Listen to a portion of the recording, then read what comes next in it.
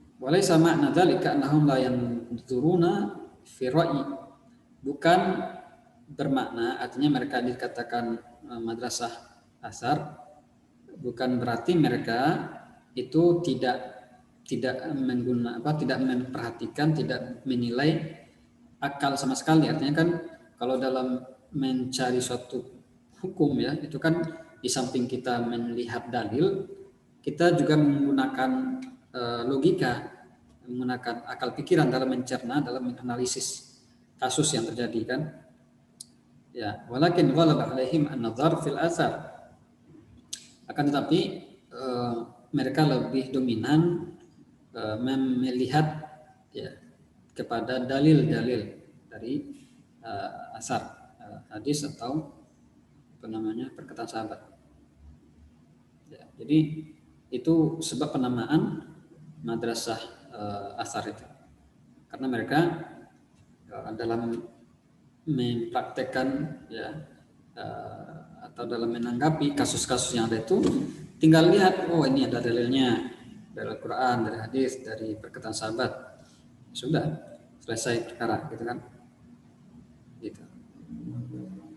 Nah, bagaimana dengan madrasah ra'yi, madrasah rasional ya, artinya kalau bahasa kitanya ra'yi itu lebih cenderung kepada logika ya.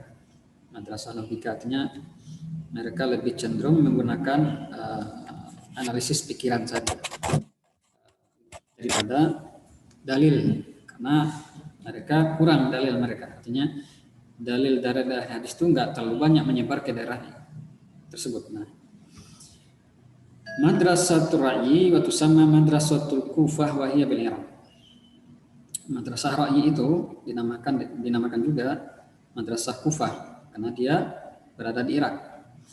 Dan sebab penamaan itu anna ahlul Iraq kasura indahum dzalikal waqt al-akhdhu bir-ra'yi wa dzalika li kasratil masail al-haditsah indahum wa qillatil ahadits binisbati lima inda ahli Hijaz. Karena penduduk Irak itu kebanyakan mereka waktu itu mencari kesimpulan hukum itu berdasarkan pendapat secara logika dengan akal pikiran ya. Dan yang demikian itu karena banyak kasus yang terjadi, permasalahan-permasalahan yang hadisah yang masalah baru terjadi yang belum pernah ada zaman sebelumnya gitu. Ya, banyak kasus-kasus yang baru terjadi di Irak itu. Dan juga di samping itu sedikit sekali qillatul hadis. Hadis itu sedikit di situ. Para ulama hadis yang yang berdakwah ke sana itu masih sedikit dibanding ulama-ulama Hijaz. Kalau di Hijaz itu di Arab Saudi, di daerah Arab ya, pusatnya di Madinah kan ada Imam Malik ya.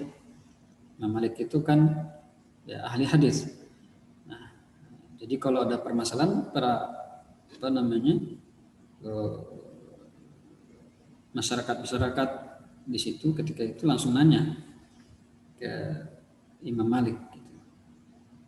Nah, sementara di Irak itu sedikit sekali ya, hadis yang menyebar ke sana itu belum begitu banyak, sehingga ya mau nggak mau ya mereka apa adanya, artinya seadanya. Ada hadis ya, kemudian hadis yang ada itu diramu sedemikian rupa sehingga menimbulkan suatu kaidah-kaidah. Dengan kaidah itulah mereka ya kalau kaidah-kaidah itu kan lebih banyak peran akal ya dalam berperan dalam membentuk suatu hukum gitu. Nah, jadi di Hijaz jadi walhasil mereka lebih banyak berpatokan kepada rasio, kepada logika dengan konsep pikiran atau logika. Falidzalika ihtaju ila istinbatil ahkam minan nusus wal Qur'aniyah wal ahadits allati kanat indahum bin nazar wa ta'ammul hatta kasura dzalika indahum fasammu ahlu ar-ra'yi fasammu ahlu ar-ra'yi. Fadzalika, dan demikian itu. Oleh karena itu mereka itu berargumentasi. Ya, mereka membutuhkan untuk beristinbat, untuk menghasilkan, mengekstrak hukum dari dalil-dalil Al-Quran dan hadis yang ada pada mereka dengan penuh nazar wa ta'amul, nazar dengan melihat, meneliti dengan penelitian dan pengamatan yang mendalam, ya, sehingga hal itu, metode-metode itu banyak yang terjadi, yang diperankan oleh mereka, sehingga mereka dinamakan Ahlur Ra'i. Gara-gara itu mereka dinamakan Ahlur Ra'i, para penganut pemahaman logika, ya. Jadi lebih banyak berperan di situ akal, ya, dalam menentukan status hukum perkara, gitu. Ya. Kemudian di sini ulama yang terkenal di sana, wa min asyhari ulama'i hadhil madrasah. Kalau di Madinah yang paling populer itu, ya, fuqaha Madinah sab'ah, ahli fikih Madinah yang 7, di antaranya adalah Sayyid Ibn al-Musayyib, Ubaidillah bin Abdullah bin Utbah bin Mas'ud, Al-Qasim bin Muhammad bin Abi Bakar, Kharijah bin Zaid, wa Abu Bakar bin Abdurrahman bin Al-Harith ibni Hisham, wa Sulaiman bin Yasar, wa Urwah bin Zubair. Itu ulama-ulama Madinah, ulama-ulama madrasah Asar, ya, yang berpusat di Madinah. Kemudian kalau di Irak yang terkenal di situ adalah ulama Alqamah An-Nakhai, Masruq Al-Hamdani, Shuraih Al-Qadhi, wa Ibrahim An-Nakhai. Jadi itu perbedaan antara madrasah Asar dan madrasah Ra'i. Ya. Gitu. Paham ya sampai sini? Ada pertanyaan terkait dengan dua model pemahaman ahli fikih, ya, dalam hal ini madrasah Asar dan madrasah Ra'i.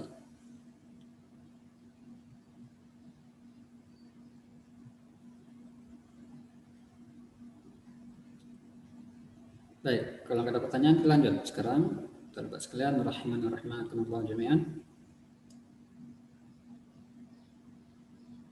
Zuhurul madzhab al-matbu'ah, munculnya mazhab-mazhab yang diikuti atau mazhab-mazhab panutan, artinya banyak pengikutnya, ya.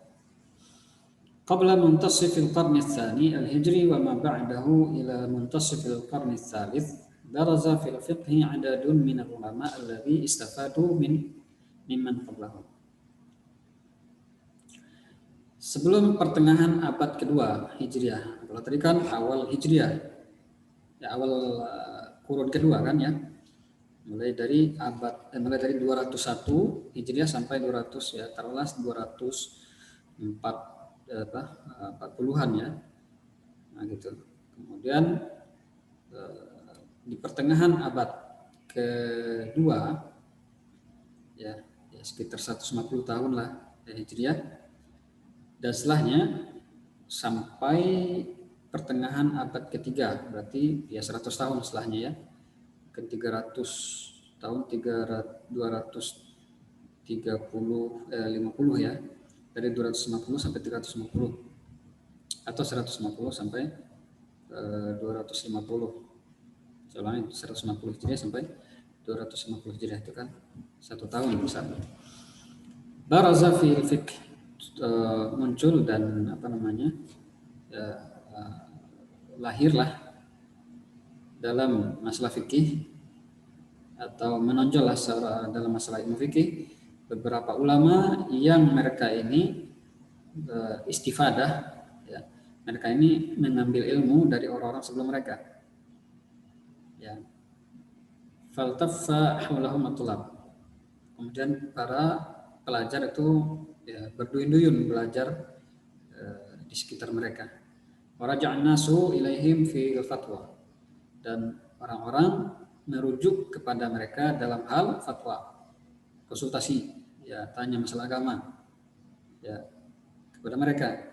Wakana lahum talamith jama'u aqwalahum wa dawwanu madhahibahum. Dan mereka ini, ya, imam-imam tersebut itu punya murid. Nah, muridnya ini nggak malas-malasan kayak anak-anak sekarang gitu kan. Apalagi di era pandemi ini kan, sambil santai-santai dengar ustadznya, dengar gurunya menjelaskan pelajaran, ya lihat apa-apa gitu ya. Nggak kayak gitu. Dulu ulama itu mencatat, ya kan? Ya, catat apa yang nggak ada di teks, ya, di bukunya, catat faedah-faedah, catat hal-hal yang tidak ada di kitab, di buku, catat mereka. Nah, para muridnya ini, ya, itu apapun yang dijelaskan oleh gurunya, oleh syekhnya, oleh imamnya, itu ditulis, ya, catat sampai ya puluhan tahun mereka menulis.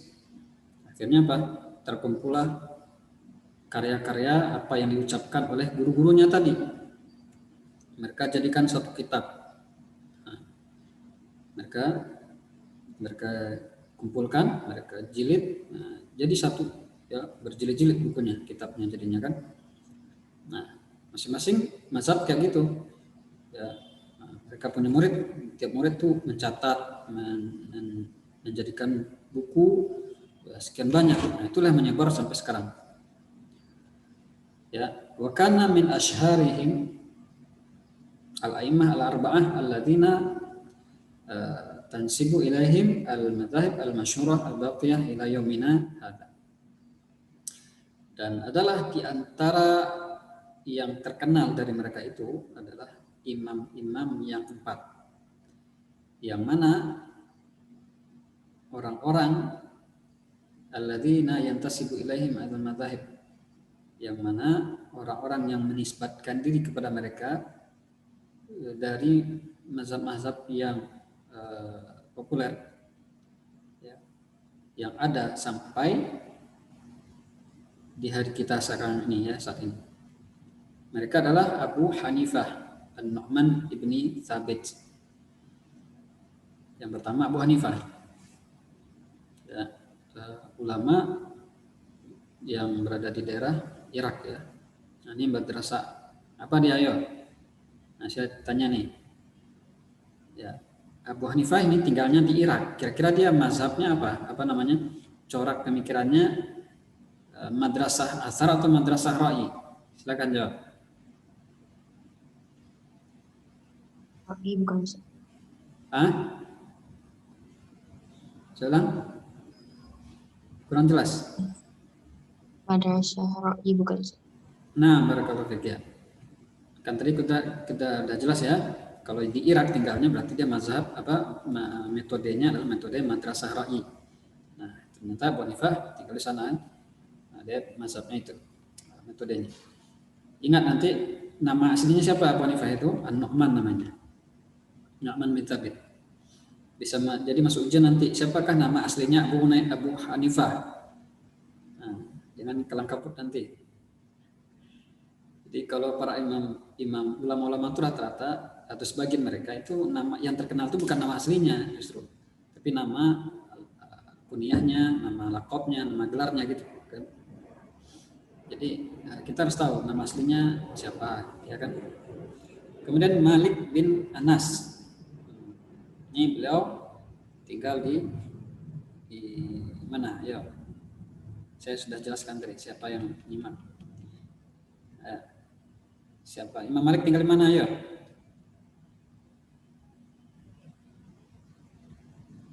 Tinggal di Madinah. Nah, kalau di Madinah berarti dia madrasah apa dia? Ya.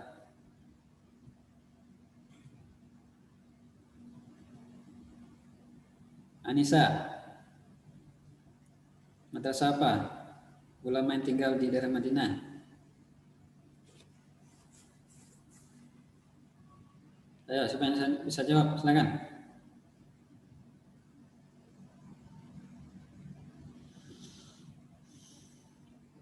Ya, madrasah Al-Azhar ya. Baik, kemudian ada namanya Muhammad bin Idris Asy-Syafi'i. Jadi Imam Syafi'i nama aslinya siapa? Namanya Muhammad, ya, bukan Asy-Syafi'i, itu nama apa namanya, nama kakeknya itu ya. Jadi sebagian ulama itu terkenal justru nama kakeknya, gitu ya. Beda dengan orang Indo ya, orang-orang kita ya nama aslinya aja yang terkenal kan. Itu perbedaan bahasa ya, kalangan Arab. Baik, kemudian Ahmad bin Hambal, dikenal dengan mazhab Hambali. Ya. Nah, tinggalnya di daerah Irak juga. Baik, jadi ada 4. Imam Abu Hanifah ini paling senior ya, yang paling tua. Malik yang kedua, yang ketiga Imam Syafi'i, yang keempat Imam Ahmad bin Hanbal. Bahkan mimman ishtahara fi tilkal fatrah Sufyan Ats-Tsauri. Dan ada juga di antara mereka yang terkenal di waktu itu, di zaman itu adalah Imam Sufyan Ats-Tsauri. Ya. Tapi kenapa Imam Ats-Tsauri ini nggak punya maksudnya nggak terkenal ya mazhabnya? Demikian juga Sufyan ibnu Uyainah, Al-Auza'i, Al-Laits bin Sa'ad, Ishaq bin Rahawai, dan Daud Az-Zahiri. Nggak terlalu terkenal kan ya mazhabnya. Kenapa? Ya, qadarullah mungkin di antara muridnya ini tidak membukukan atau mungkin musnah. Ya, para muridnya itu mencatat, kemudian catatannya mungkin hilang atau terbakar atau karena kasus perperangan yang terjadi ya di antara kaum muslim dengan orang Yahudi, orang Nasara, orang Romawi atau yang lainnya ya. Atau mungkin sebab lain. Yang terpenting ya tidak tersisa dari karya-karya atau catatan-catatan murid mereka ya. Imam Sufyan Ats-Tsauri ini ya, dan seterusnya punya murid-murid, cuman muridnya mungkin nggak mencatat gimana, wallahu a'lam ya, sehingga tidak menyebar ya, perbendaharaan ilmunya tidak tertuang dalam karya-karya ilmiah gitu ya, tidak dibukukan, sehingga ya sudah, kalau mereka sudah meninggal sudah ilmunya terbawa ya oleh ulama itu, artinya ya nggak sempat ya ilmunya itu tertuang dan bisa dimanfaatkan oleh para penuntut ilmu setelahnya. Ya, jadi itu ternyata sangat penting ya kita itu mencatat ya. Dengan mencatat itu ilmu akan abadi, akan bertahan ya sampai ya seseorang itu sudah meninggal pun ilmunya akan terabadikan ya, mengalir pahalanya jadi ilmu yang bermanfaat baginya. Baik.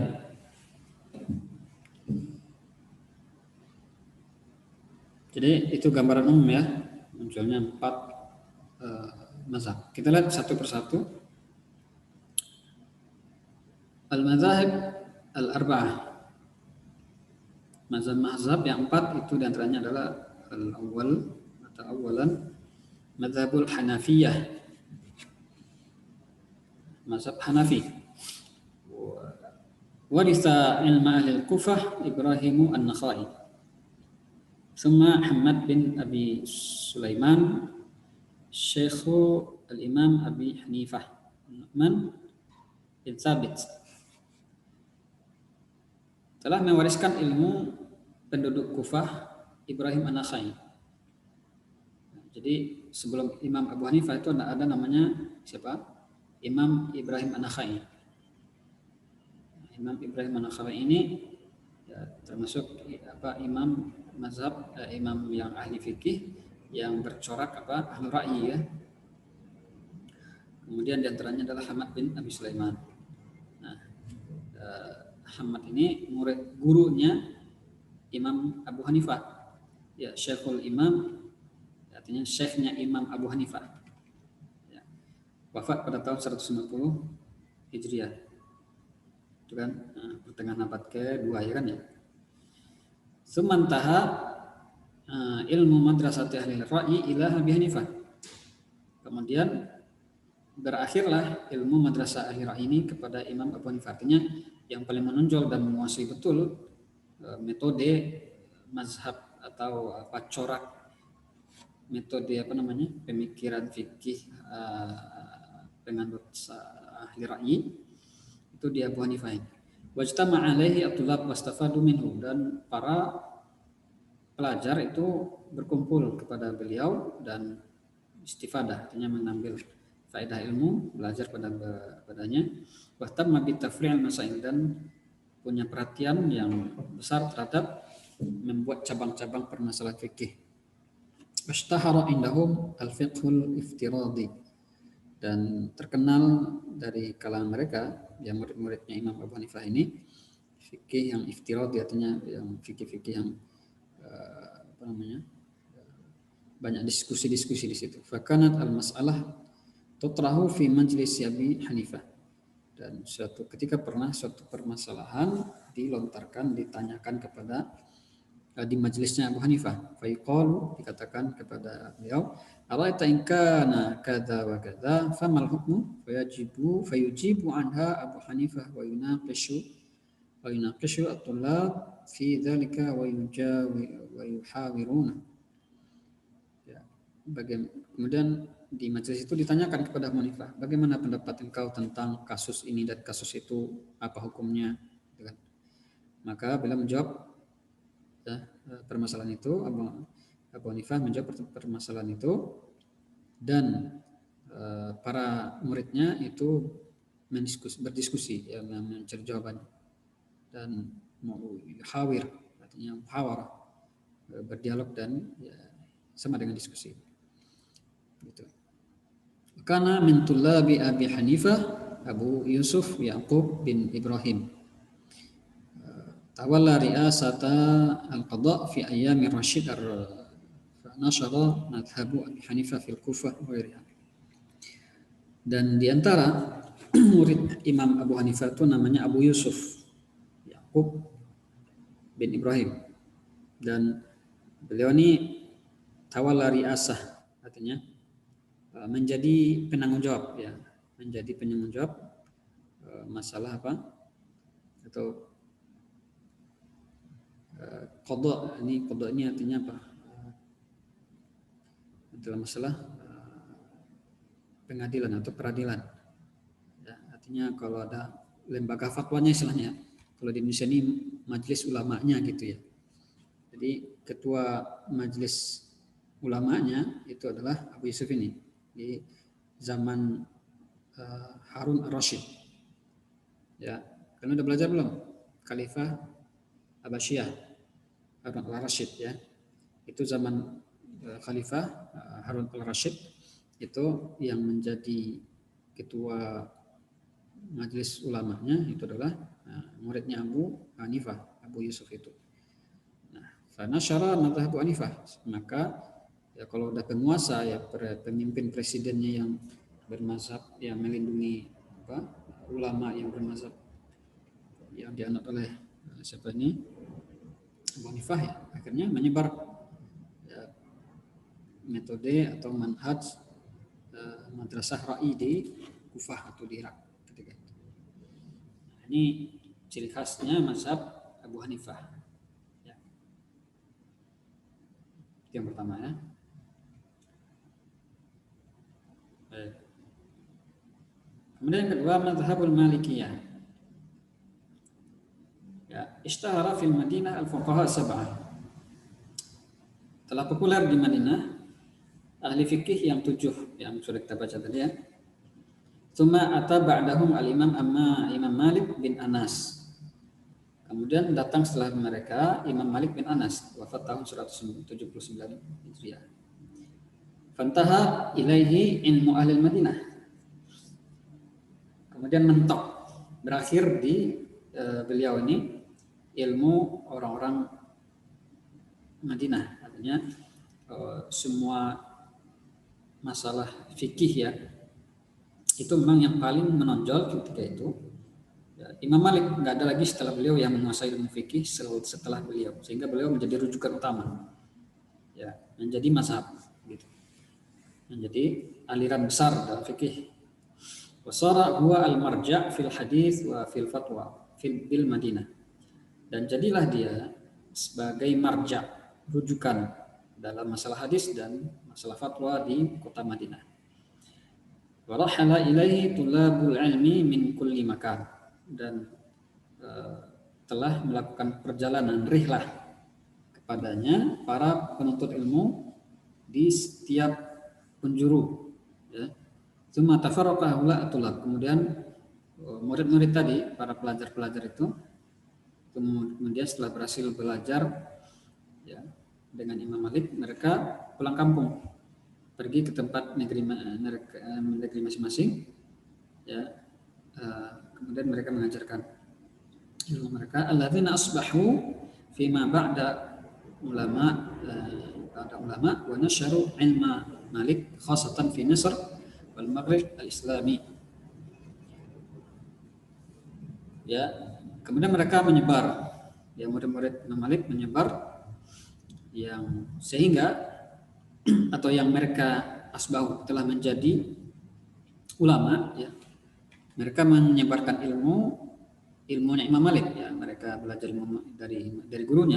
Jadi ya, ilmu yang didapat dari gurunya itu yang disebarkan, ya, secara khusus di Mesir, di Maghrib itu Maroko, ya, Afrika Utara, ya, Afrika Utara apa utara, ya. Jadi justru, ya, mazhab Imam Malik itu banyaknya di Afrika, ya kan.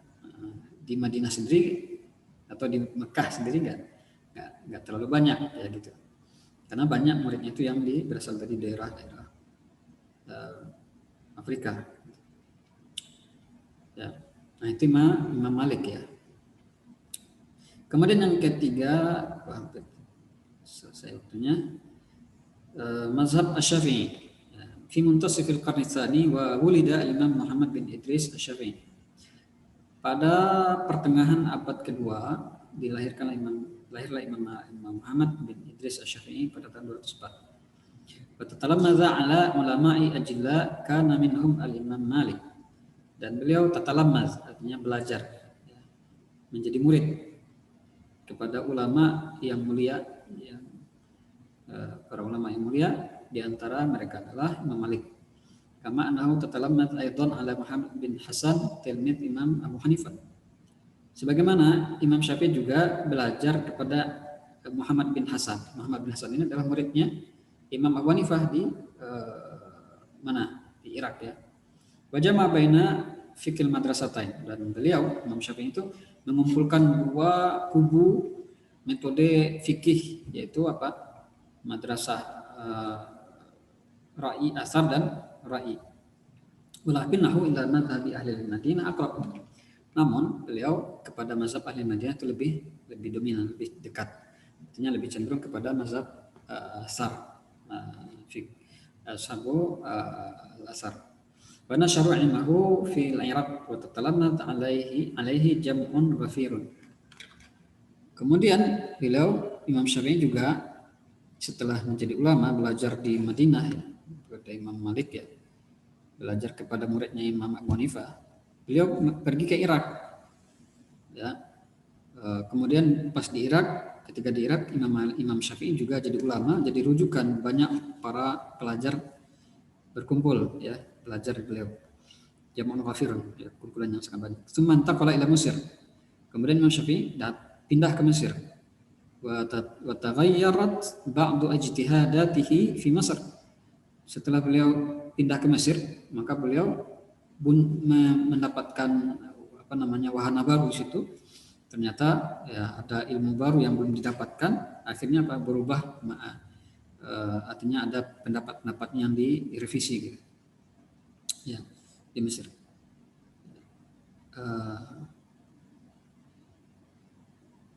wa taghayyarat, dan berubah sebagian ijtihad atau pendapat-pendapat beliau, fatwa-fatwanya di Mesir, di Irak. Artinya ketika di Irak ya, namanya qaulul qadim ya, pendapat lama. Kalau di Mesir qaulul jadid, pendapat baru. Walihada sumiyat ara'uhu fil Iraq bi madhhabil qadim, ini dia, wa fi Mesir madhhab al-jadid. Oleh karena itu dikenallah pendapat beliau itu dengan dua pendapat ya. Pendapat beliau di Irak itu namanya madhabul qadim, madhab yang lama. Yang di Mesir itu madhab yang baru gitu ya. Nah, ini ciri khasnya mazhab Imam Syafi'i rahimahullah. Baik, kemudian terakhir sini. Yang keempat mazhab Al-Hanabilah. Imam Ahmad bin Hanbal itu hidup atau lahir pada tahun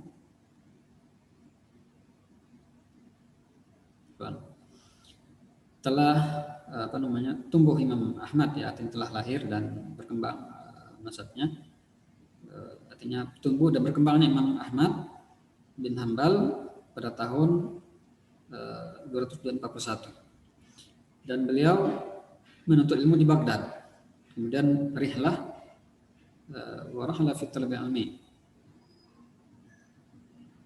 dan beliau juga pergi menuntut ilmu di negeri lainnya. Ya, talab ilmu fi Baghdad wa rahla fi talab ilmi. Artinya beliau ini dari awal itu sudah di Baghdad ya belajarnya. Kemudian mengembara lagi mencari ilmu, di sini belum dijelaskan. Dan beliau lebih ihtamma bi jam'il hadits wa naqdi ruwah. Wa kana min syuyukhil Imam Ahmad Imam Asy-Syafi'i. Dan Imam Ahmad ya itu lebih punya perhatian sekali dengan hadis gitu ya. Beliau sangat antusias mempelajari hadis dan mengkritik dan beliau mengkritik para perawi yang tidak beres ya kan. Kalau dalam hadis ada para perawi yang kacau gitu kan, itu disisihin atau disaring hadis-hadisnya. Tidak semua hadis yang dicatat gitu, yang dihafal beliau. Nah, beliau ini berguru kepada Imam Imam Syafi'i ya. Imam Ahmad itu adalah muridnya Imam Syafi'i waktu di Irak. Fastafada minhu fi ra'yi wa fi ma'rifati ba'd al-mabahith al-muta'alliqah bi ilmi al-hadits kan nasikh wal mansukh. Dan beliau itu mendapatkan ya ilmu fastafada minhu fi ra'yi. Artinya Imam Ahmad ini banyak mengambil pendapatnya Imam Syafi'i. Dan juga dalam mengetahui sebagian permasalahan-permasalahan, pembahasan-pembahasan yang berkaitan dengan ilmu hadis, seperti nasikh wal mansukh ya, seperti masalah ya, ini ada hadis yang dihapus, hadis yang dihapus dan yang menghapus ya. Ada hadis yang duluan datangnya, kemudian hadis tersebut dihapus oleh hadis yang berikutnya. Itu ada dalam ilmu ushul fiqh ya, dalam ilmu hadis juga ada seperti itu. Semua jelas Imam Ahmad linaf'in nas wa nashril ilm. Kemudian setelah mumpuni, artinya sudah mapan ilmunya Imam Ahmad, dia sudah menjadi ulama besar, maka beliau itu memberikan pengajaran kepada umat manusia ya, memberikan manfaat, menyebarkan ilmu kepada umat ya. Fantasyara madhabu fil Iraq, sehingga mazhab beliau itu menyebar di Irak. Ya, ini setelah meninggalnya Imam Abu Hanifah. Jadi ada perubahan di situ ya. Imam Ahmad menjadi rujukan ya. Khasatan fi ahdi Mutawakkil, khususnya pada zaman Khalifah Al-Mutawakkil. Ya, alladzi rafa'al mihnah 'anil ulama fi mas'alatil qaul bil khalqil Qur'an. Khususnya pada zamannya Mutawakkil. Mutawakkil ini salah satu khalifah Abbasiyah ya, yang yang mendukung Imam Ahmad. Ya, sebelumnya yang sebelumnya itu anti sekali dengan Imam Ahmad, sampai Imam Ahmad dia apa? Nih. Alladzi kharafal mihnah alladzi rafa'al mihnah anil ulama fil mas'alatil qawli bil khalqil Qur'an, yang telah mengangkat ujian, artinya waktu itu viral ya, ulama-ulama itu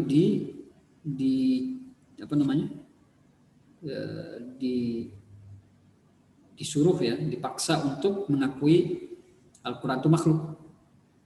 Ya, banyak ulama-ulama tuh dicari pokoknya disorot ya, siapa aja ulama itu harus mengakui Al-Quran sebagai makhluk.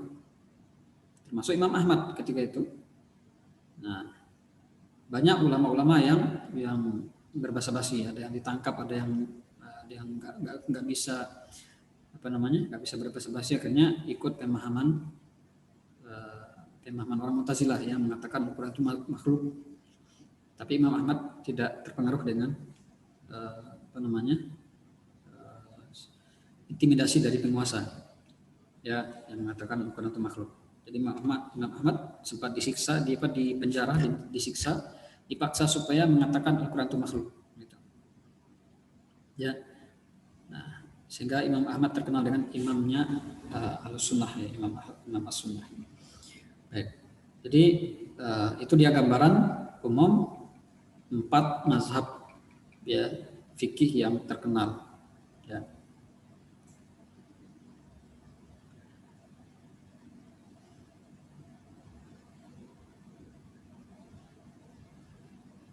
Baik. Sahabat sekalian, rahimani rahimakumullah jami'an. Ya, ini pembahasan kita hari ini tentang masalah masalah ya madrasah fikih ya.